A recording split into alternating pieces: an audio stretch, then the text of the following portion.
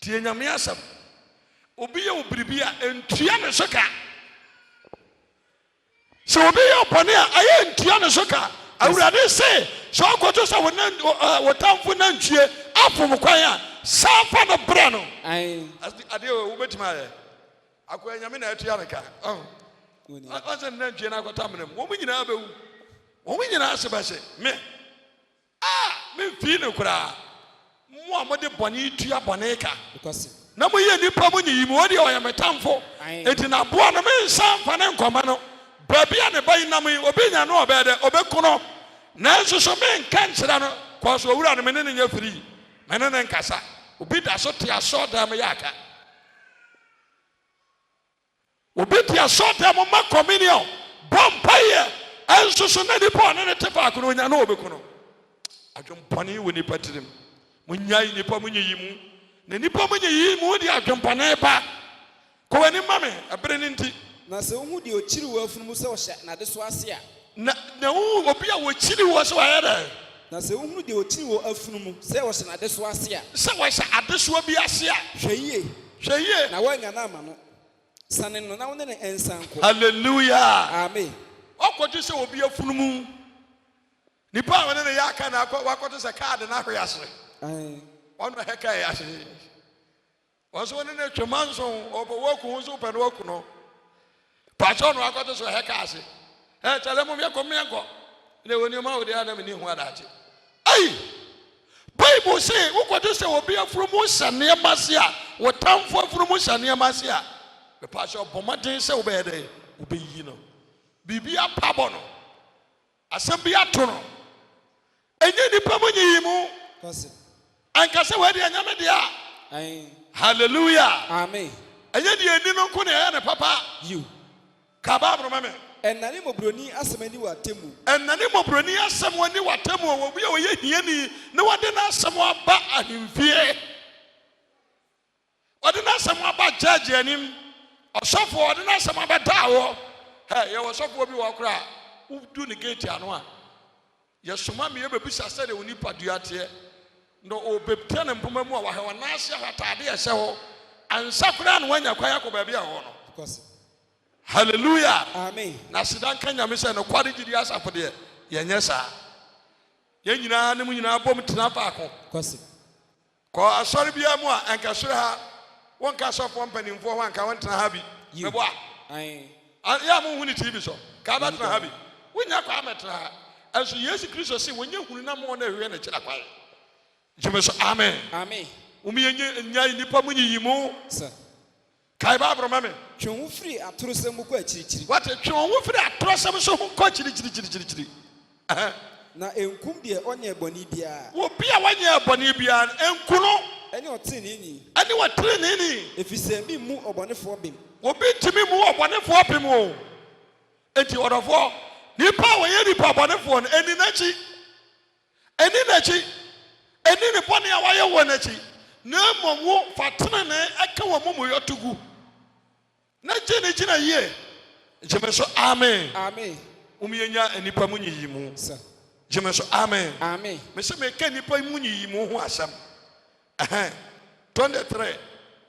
verse 3 to 4 aduru 4 no ampachan kai ho ne yemfa ho nsi osina so me bobo na po so okoto tamfo na ntwie ukoto tamfo na ntwie anana furum so afom kwan a sina furum so afom kwan a fane sa bre fi amen amen Deuteronomy 10 verse number 7 I say 10:7 Teniyo asemo ya kana ayaduma den Bible krase si obi peso waji watade enhyase a worosoro de yeka no sir on sa sem ga kra bia no abodua wa nwene wakra no ho ukoye mkrase a obi anka esi na fichi odi danger bobom no abodua to anka no so enso so ya makwani boni duku adaje anim hallelujah amen awurade se yan kasa nkyerɛ ka ba broma me yan kokarache Deuteronomy chapter 10 verse number 7 wasai osi efiri ho na otuko good god Now free good God koyo but. Yanko. Asase asutini waso. Asase asichire waso. Sabra na Ewade yi Lewi fo abusuafo se won so Ewade apamada ka no. Yanko. Na wonyina Ewade anim ensom no. Ana onya yanko. Na ofa de di hira. Yanko. E de abeduru ne de. Yanko. Etina Lewi enya chefa na egapade ni nuanum mu. Yanko. Na Ewade na egapade. Na awurade na japade. Sɛdeɛ Awurade Onyankopɔn ka kyerɛ no no. Sɛdeɛ awurade Nyankopɔn ka kyerɛ no no. Deuteronomy chapter 10 verse number 12. Wɔsɛ. Wɔsi tie ho kokɔbɔ. Wɔsi tie ho kokɔbɔ yankɔ. Na afei Israel. Ansɛm a meka kyerɛ ma Kristofoɔ. Montie kwa. Wɔsi na afei Israel. Afei Israel. Ɛdeɛ na Awurade Onyankopɔn pɛ no wɔn nkyɛn. Ɛdeɛ bɛn na awurade Nyankopɔn ɛpɛ no wɔn nkyɛn. Sɛ gye sɛ wosuro Awurade Onyankopɔn. Sɛ adeɛ a wɔhia ne sɛ obi a woba ha bi asuro Nyame. Mmarima a mugu ha. Mesrɛ mo monsuro Nyame. We obi a usuba anya so afa obi yira agyae otwa mpena agyae we obi a oboro we yira agyae suro Nyame we ye kontomponi agyae we azani agyae Onyankopɔn mpa bɔne say da bia kwase abekumase eye quotation da kwajetia because ye de didi adwene ho obi didi na adwene ho dresse no asene shoe no aporish no afa graphic ba kwa hen moto am udi agrobo bush sia because hallelujah amen awurade se wote sa sakra sir jemeso amen amen cause why o se na wonante na akwan nyina so na wo dɔ no eduru 18 ana wo de asi na wo de wakoma nyina e na okra nyina so no wo dɔ na wo de wakoma nyina na okra nyina dɔ no a na wo di Awurade mmara nsɛm na na wo di awurade mmara nsɛm na asade aso a me hyɛ wo nei so na me ka kyerɛ wo nei sa gya nipa mo nyi mu ya o se hwɛ hwɛ osoro ene osoro mu soro ye Awurade Onyankopɔn dia wɔsoro mu soro ye Onyankopɔn dia asase ne die wɔ mu nyinaa asase ne die wɔ mu nyinaa na nso waga na monko na Awurade bata wɔn ho sɛ ɔbɛdɔ wɔn awo mo ko na Awurade aka na ho ntam sɛ wodi ne ho mmara sɛ na asɛde so ɔbɛgye wo na wɔyi o masefo sɛ obedi o machi hallelujah amen we kura kyerɛ sɛ Onyame mmara nsɛm yɛ dɛ ɛyɛ adwuma because ti asɔda bi a bɛwura mu a bɛka kyerɛ sɛ Onyame mmara nsɛm de wagu bi ampa so dwane gya sɔfo no sir wanya correct wanya papa Onyame mmara ntimi ngu da kyeme so amen amen ti mu yenya enipa mu nyiyi mu yenhwɛ asɛm bi Marko asampa etimienu enchemu a ɛyɛ nkono akɔpem du ɔsɛ Mark chapter 2 verse number 9 verse number 9 yes o say na de wɔ he na emre wɔsɛ de wɔ he na emre de wɔ he na yɛ mmere sɛ obasi bubɔni ni sɛ wɔbɛka kyerɛ obubuani sɛ wɔde bɔni afiri wɔde bɔne afiri anaasɛ sɔre fa okete ne nante sɔre na yiw kɛtɛ ne nante na sɛdeɛ bɛyɛ na bɔ usoni baba no wɔtumi wɔ asase so sɛdeɛ bɛyɛ na bɛ usoni baba no wɔtumi wɔ asase so nti sɛ wɔde bɔne afiri nti no sɛ wɔyɛ dɛ wɔde bɔne afiri nti sɛ wɔde bɔne yɛ dɛ afiri nti ɔsi bubɔni ni sɛ ɛne wɔka kyerɛ wɔbubuani ni sɛ mesew sɛ sɔre fa okete na kɔ fie hallelujah amen wansama Jesus abira wɔka kyerɛ wɔwura no wɔ subura no ho anaa maame no wɔ subura no ho sɛ ɔnsɔre nye ne kata no yɛnyɛ nipa a na wɔn di ne ho kɔnkɔnsa wɔn ana yɛ homeda wɔn ana ka kyerɛ sɛ yiw kata wo bubuani a wɔte sɛ a wɔda nsuo wɔ ehu ɛna homeda wɔde wɔkata yɛ kwae ɛsɛ wɔda hɔ nyinaa nipa ɛhwɛ sɛ ɔnka nsuo no ho eti Yesu Kristo anya nipa mu nyiyi mu na wɔwɔ si wɔda hɔ no wakyɛ no ɔka kyerɛ ne sɛ owura watena ahoɔmmerɛ mu akyɛ watena yadeɛ mu akyɛ amane ada wo so akyɛ owura Yesu Kristo sɛ menka nkyerɛ wo sɛ nnɛ watena nsugyadeɛ mu akyɛ owura Yesu sɛ menka nkyerɛ wo sɛ nnɛ firi sugyadeɛ no mu wɔ Yesu Kristo din mu amen hallelujah amen ɛka to wakyɛ woyɛ adwuma bi anaa yɛka awurade sɛ menka nkyerɛ wo sɛ nnɛ Obama wa te wo ho kyeme so amen onyame nya nyi mu o dabi sɛ wo sika sɛ wo ni sika wo ba ne nkyɛn a wɔyɛ no kwafo no watene ne sɛ wo sɛ deɛ wotie biara tigare ase ne ate sɛ wo Mepacho manyanguna se ne yɛ te sɛ wɔ ɛnso na Yesu Kristo se ɛnɛ wasane wa homa. Hallelujah. Amen. Kababroma. Verse number 12. Ɔsɛ Na ɔsɔre. na ɔsɔre Na ntɛm a ɔfa ne kɛtɛ firi wɔn anim kɔe. wɔsfa ne kɛtɛ firi wɔn anim kɔe. Na mmom nyinaa ho dwiri wɔn. Na ɔmo nyinaa ho dwiri wɔn. Na ɔhyɛ Onyankopɔn animuonyam kaa sɛ. Ɛne wɔhyɛ Onyankopɔn animuonyam kaa sɛ. Yɛnhu sɛ ebi da. Wɔyɛ Yɛnhu sɛ ebi da. Yɛnhu saa deɛ wɔ bi da. Bɔnsɛm Jesus Christ. Papa wɔ na meka ne ho asɛm akyerɛ wo no. Wɔsi wɔnyɛ nipa mu nyi mu. Sɛ Yesu Kristo yi nipa mu a memenyina ha nka mɛtumi aka nyamsɛm. Kwasi. Wati ase. Aye. Kɔso yɛde sika na ɛtɔ anka menya bi. Yɛde ahoɔfɛ na agye anka menyi bi. Hallelujah. Amen. Nanso Yesu Kristo a wɔnyɛ yi nipa mu no, wapa me sɛ menka na hene ho asɛmpa. Ɛmfa nkyerɛ nipa. Ɛnɛ wuti a wobɛyɛ nhyira. Gyeme so amen. Amen. Enti no nua nkɔtena yie wate. Gya abusua mu manso. Obi kura ne maame atwa manso. Ɔba wawo ne babaa o. Wama ne babaa atumi akɔduru Amerika mam. Bakyɛ wo ɔba na nya mfinhyia aduasa. Ɔba ne kɔ sika a wɔn abusua man de kɔ nya wɔtua wɔn ka. Ɛna anu ya ɔba yɛ kɔ sa mo $1,000 ɛna ɔde brɛ wɔn. Ɛnso maame ne sɛ da ɔma ne babaa no nware. Nyɛ sɛ wɔyɛ ne honhom o physical. Ɔdi ka ne bɛma baako etu anamɔ so ɔbɛyɛ ne ho adeɛ ɔhyɛ wɔn mpene. Baako bia mo asaba ɔhyɛ wɔn mpene. Ne banka sao ne ba wawo no enka ma kura de enka mo baba wade na enka mo ani agye na ma me de menim abusua wo firim mitimi hwe me asam no madwene ho a mente ase wo ba o ne ba wawo no ampene e ma ne nware on se de wi asete and na on se na ma me abaya ne tamfo. And should there be a true focus and say, there be a Bosome Swan, the Odian, on Pamano. As I say, when Cabed Nama Bao, Sister Cabed Nama, come on Pamano. Maybe not men, I got to a woman, what let me say. No Bama, but what I mean, as a member, Bama ready. Bama, what this school, what Ghana, ah, me Pacho, when is he go? About Mua,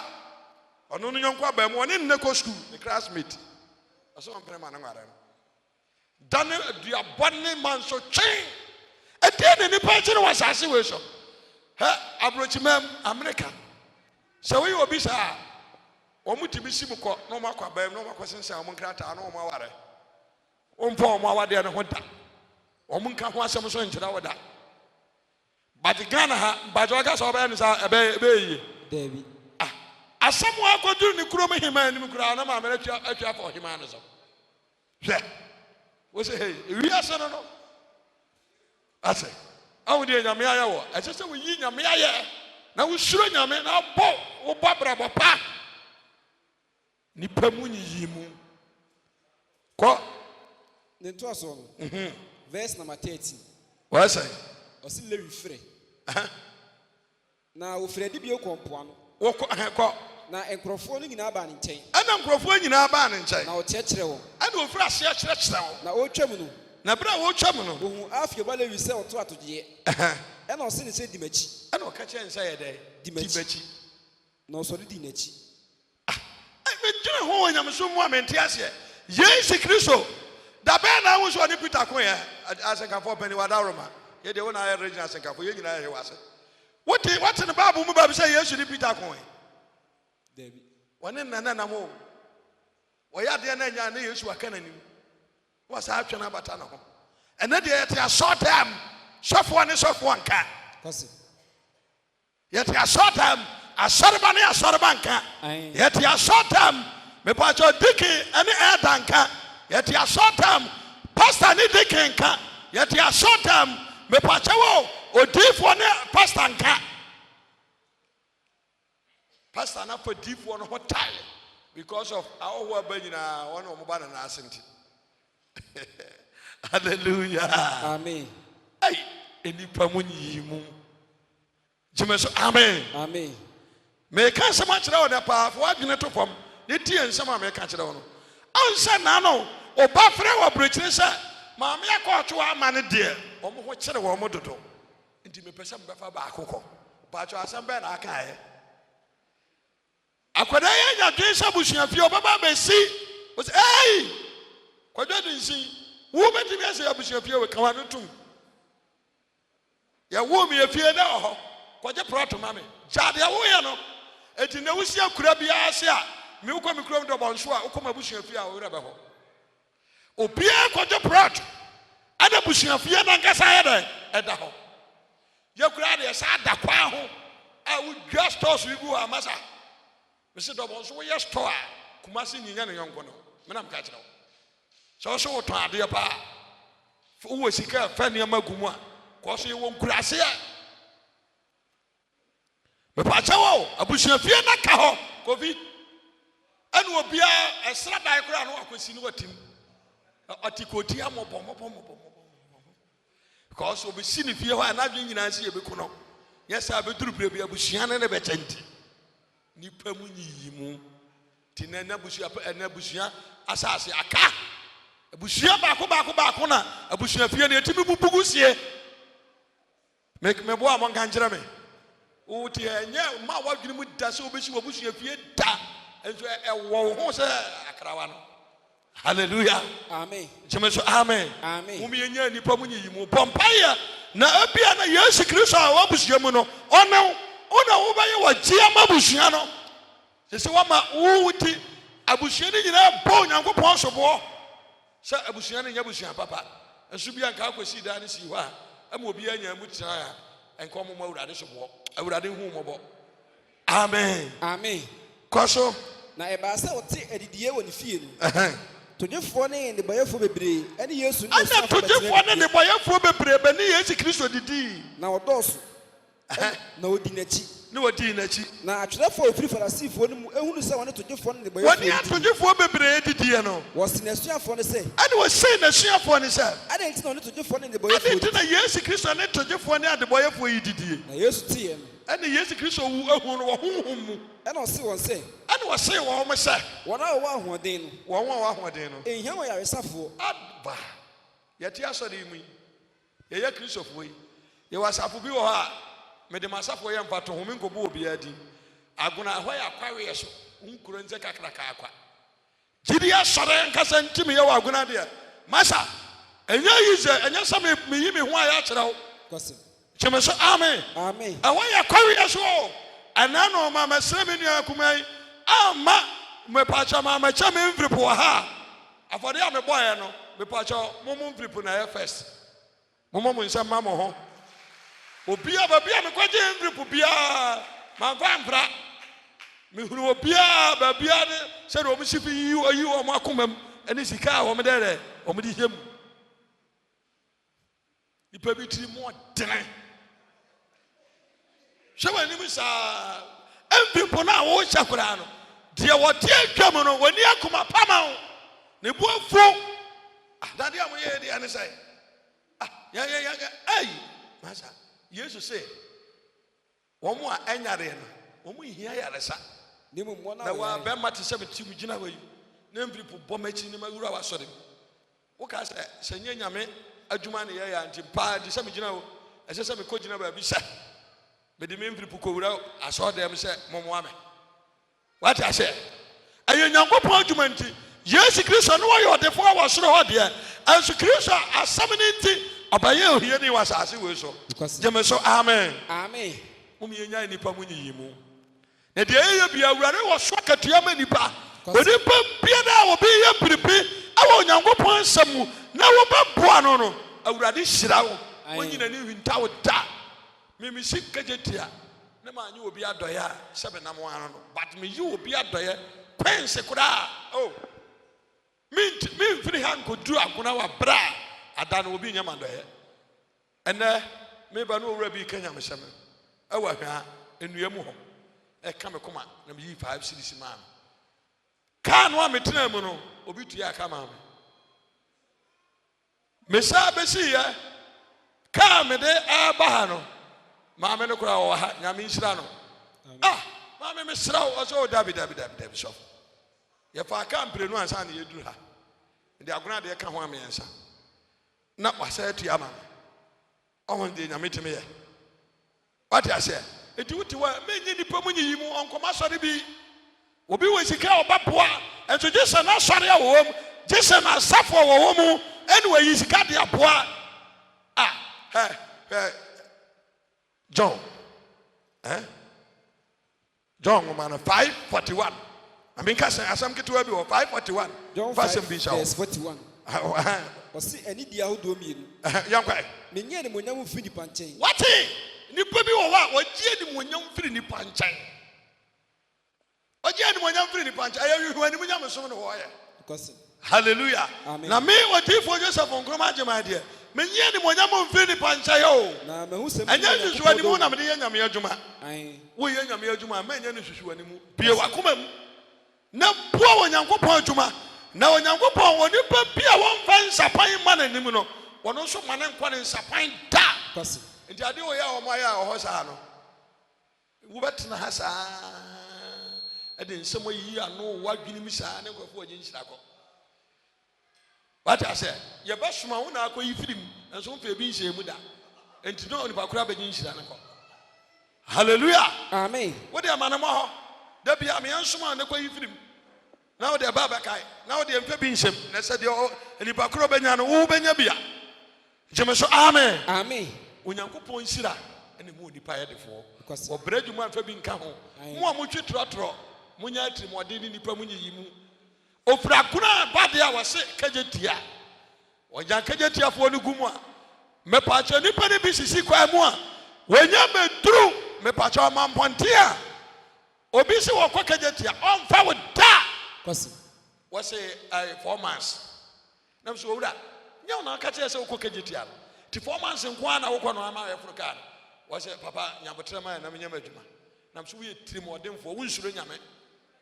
wonsuro nyame wokɔ kagye tia obi gyina hɔ n'ani abere ɔpɛ kɔ akɔyɛ adwuma ɛbɛtumi aba sɛ wɔyɛ nurse ni enti wo a wo sɛ wɔmfa no no mepaakyɛ wo ba ayare ɛne yɛde no akɔto baabi a ɔyɛ adwuma no enti wɔno na akɔma no duro wobɛkɔ na woba no awu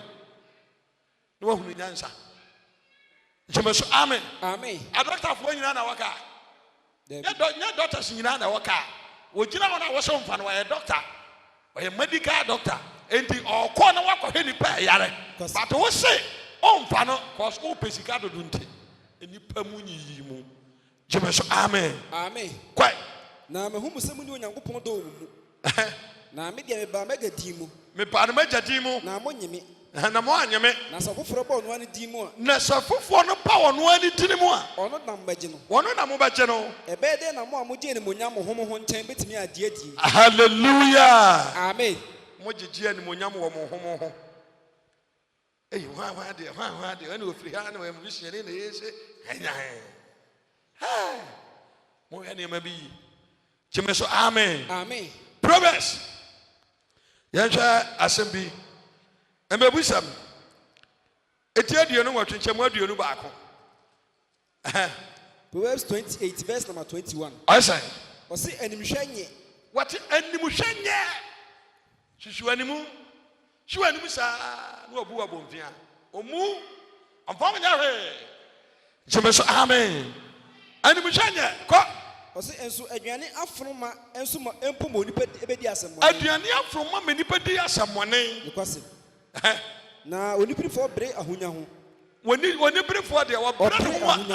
ahonya mu na ohunu sɛ ohia bɛba ne so onim sɛ wɔno ahia wɔ bi na wo sɛ wɔ moa no wo nso ohia bɛtumi aba wo so nikwase ɛnɛ na ahia wɔ bi o ɛnɛ na obi ho kyerɛ no ɛna wo sɛ wɔ moa no na wo nso ohia bɛtumi aba wo so ɛnɛ na obi yɛ opposition mepaakyɛw ɛbɛduru baabi na nso yɛ opposition hallelujah amen the politicians attendez-vous vous na akute gyeme so amen attendez-vous MPP NDC attendez-vous hallelujah amen enti owura bi oni afɛ no babo ana fofo bɔnye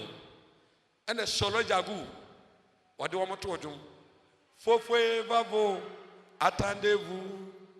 fofoe babo attendez-vous wɔse wɔ mu nya abotere ɛyɛ kakra ana wɔde bɛto mu tunkui yɛ di wɔ oyodi ya dry tonkui woto wotunu hallelujah amen tonkui frank kasa no what I say nti ase nya abotere ma yɛ ho ɛbere ni nti yɛnkɔ ɔsi na deɛ ɔka obi anim no na deɛ ɔka obi anim no ɛyɛ akyire yi a obenya animonyam asene deɛ ɔde ne tɛkyɛ ɛyɛ akyire yi a obɛyɛ animonyam akyɛn nipa a yɛnka n'anim nti woyɛ bɔne a pere so yɛnka w'anim woyɛ adeɛ no nyɛ na obi tuwofo ama abumfu ɛnyiwa adwene sɛ wode yɛntuwofo wɔhena yɛntu nofo na wi takrabɔ wɔ ne tire gyeme so amen amen nipa biara sɛdeɛ wotie bia makwa me yɛntuwofo wonko ada na wɔma ho ayɛ hu saa wɔma ho ayɛ hu dodo efi a wotie ho ayɛ hu ama wo yere kwase wo bɔ promo hu ana ne mo ase no ɛdeɛ na woyɛ wɔba abrabɔ bi a de ti wo video mu wo pie fie ana kun yɛ me hyehyɛ no yɛkyɛ wa na ɛba na asoma ba hallelujah amen to bo ase jade woyɛ na woyɛ apre dodo kɔ na deɛ ɔfom nega ne na adeɛ fa no kasa nyɛ mmarato no ɔyɛ ɔde sɛfo adamfo hallelujah amen ɛna deɛ ni mefa ɛgya deɛ mi ne fa ɛna ne korɔ no ba Colossians 2 verse number 10 what say verse number 25 ɔsi Colossians 3 verse 25 ɔsi na deɛ ɔyɛ deɛ ɛtene no Kolesefo etimi ansa nkyɛmu aduonu num kɔ Colossians 3 verse 25 na deɛ ɔyɛ deɛ ɛntene no obi a wɔyɛ deɛ ɛntene no obenya deɛ ɛntene a ɔyɛ ne so akatua obenya deɛ ɛntene no ɔyɛ ne so akatua na nipa anim hwɛ anim na nipa anim hwɛ anim bakyɛw ada yehu nyankopɔn atem hɔ bɛba no nipa anim hwɛ anim o because nipa mu hwehwɛ anim ɛnhwehwɛ anim nipa mu nyiyi mu me say obi hwɛ mfidie so no ata akora wo preach a otime dwom no ɔmo hwɛ mfidie so yakɔ nhia mu no what yes ɛgya nkrumah na abakasa wɔsɛ akɔ na mɛtre na papa menim deɛ mɛ wogina apɛdɛ na wode mark na dane ban wobɛbom saa wode saa na wotaa mo aso mo a moyɛ nhwehwɛ anim munya gyeme so amen amen wodi baabi ayɛ pampa so na ade baabi ayɛ pom hwehwɛ nipa nim yiyi nipa mu asɛm wɔ hɔ na akyire gyeme so amen amen Ephesians chapter 6 verse 9 Ephesians 6 verse number 9 what's saying ɔsi na awuranom munye weenum anso ma wɔn munye ware ɔsi munye weya enso ɛma wɔn munye weya enso ma wɔn mo mmerɛ atete ase mo wanya dai ɔsi mo mmerɛ atete ase mo mmerɛ atete ase efisɛ munim sɛ wɔne mo anso wura ɛna ɛwɔ soro hallelujah kwaso na nipa ni hwɛ bia ɛne ne fam deɛ me pa ni wɔsi nipa ni mo hwɛ na dai ɛne na afam ɛni awurade fam nipa ni mo hwɛ ni awurade fam kwaso ne ntoaso no what's say verse number 10 aye wɔsi honhom fam atamfoɔ wɔsi honhom fam atamfoɔ deɛ di akyire no mama ho nyɛ deɛ awurade na ho ɔde ntumi mu mo ho nyɛ deɛ wɔ nyankopɔn na ahoɔden ne de tumi mu monhyɛ onyankopɔn akodie nyinaa monhyɛ onyankopɔn akodie nyinaa na motumi agyina ne ɔbonsam na motumi agyina ne ɔbonsam na ada adi asie ɛfiri sɛ ɛnyɛ ne mogam ne honam na anya ɛnyɛ yɛ ne honam ne mogya na anya o ɛwɔ yɛne mpaninie na mmɔ yɛne mpaninie ɛne tumidie ɛne wiase som na atumfoɔ wote kristo mu so na woyɛ mpaninie ho adwuma deɛ a ɛyie yɛ ɔbonsam bi wɔ hɔ yɛfrɛ ne mpaninie bonsam tumi bi yɛfrɛ ne mpaninie saa mpaninie no sɛ bi wura wo mu a wo panimu kura wo mu no kwase me na meka kyerɛ wo saa bonsam tumi no ebi wura mu a panimu paa wo hu na wo mu no obi a sɛ wadi so hene kura wo gyina hɔ na wodi na atam kwase nti awurade sɛ mpaninie ɛne ahombɔne a ɛwɔ soro hɔ ɛna anya wei ne nsɛm a awurade ma mede brɛ mu